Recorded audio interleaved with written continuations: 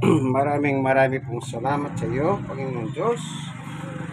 At nakatapos po ako ng walang aberya, wala pong brownout, hindi nagloko ang tubig. Natapos po ako ng maayos. Salamat po, Panginoon Diyos, sa iyong tulong sa ngalan ni Jesus. Amen. Okay, bakit tayo nagpapasalamat? Unang-una, may ginawa ako. Naglaba ako, pinagkatiwala ko sa Diyos yan. Ayon sa Kolosas 3:7-17, ano man ang inyong ginagawa sa salita o sa gawa, ang sabi ni Pablo, ipagkatiwala ninyo sa Diyos sa pangalan ni Jesus. Kaya pinagkatiwala ko sa Kanya, sa Panginoon Diyos, nang magsimula akong maglaba at ngayon ay tapos na ako. 3 kilo pong initiman. Okay? Maganda yung 3 kilo, galaw na galaw talaga. Automatic po yan. Okay. Lalabas na natin. Ganyan lang po, ano. Baka sabihin nyo, masyado tayong mga religyoso, whatever, kung ano mang inyong pag-iisip. Hindi po. Hindi po pagiging religyoso yun. Yun ay isang tawag na maka-Diyos. Kasi ang may utos si Pablo, apostol. Kaya sinunod ko lang po yung utos niya. Ayon sa Colosas 3:17. Diba? Ngayon, natapos na. Dapat pa ako magpasalamat? Opo, sabi rin ni Pablo.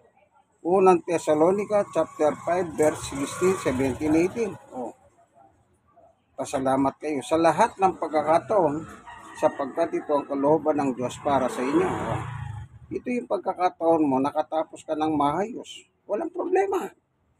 Hindi pasalamat ka na naman. Yan. Hindi po religious, whatever believe it is. Yan po ay tungkulin ng pagsunod sa Diyos. Amen? God is good all the time. Okay, labas natin. Okay, labas na natin. Kuya, nasada?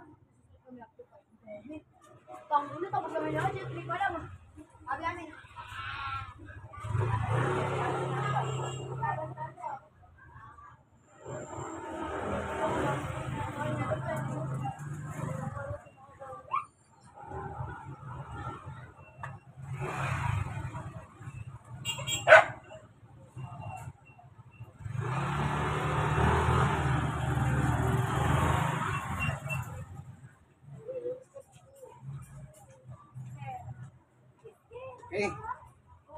Kailangan titignan nyo, baka mayroong mga nahulog na barya, pera, o dumi. So, wala naman. Gagawin nyo, yung filter. O, pupunasan yung pinanggalingan ng filter.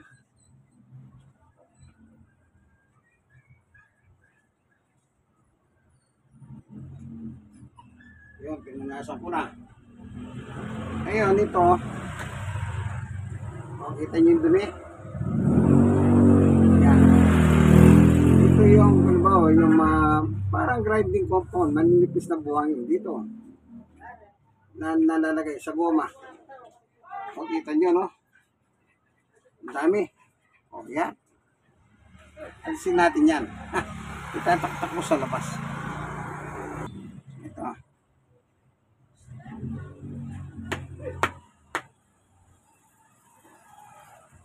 See?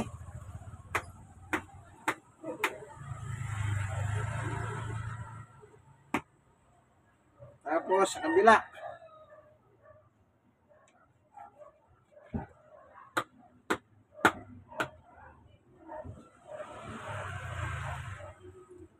Ganyan lang ang paglilinis, ano? Ayan, babalawan natin tubig. Okay. Wala na. So, i-belt na natin. Saan natin ginawa? Yun. Nasa nyo naman.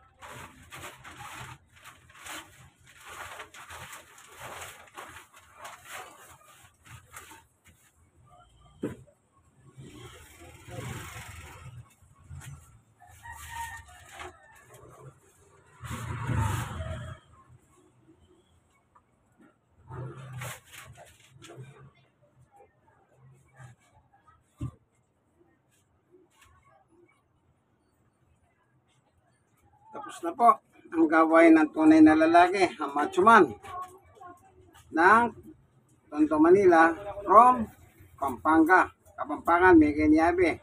Yari na. Ay, Pilipi kong imala, sabli ako na kanya yan. May kaluguran, no? Mayari na. Ayan, o.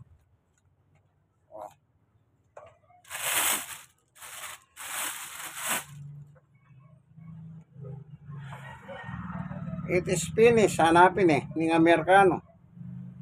Siyempre, pag finish, balo yun na, nanimbunin na sabihan. Yari na. O may yari na. Yan, yung gawang ko, sabli na mo. Yan, makanya po talagang po nila lagi. Sasapo kayong gawain na nimbali, malipi kayo. Ako, senior ko po, 63, going to 64 ako. Tapos, stroke pa ako ng 5 taon, papuntang 6 na taon. Person with disability pa ako kasi may damage yung pa ako. 5 taon, papuntang 6 na taon din.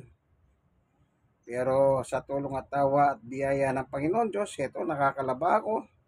Nakakatulong ako ng gawain pangbahay kagaya ng paglalaba. Kaya ang tawag dito, labadami, labango.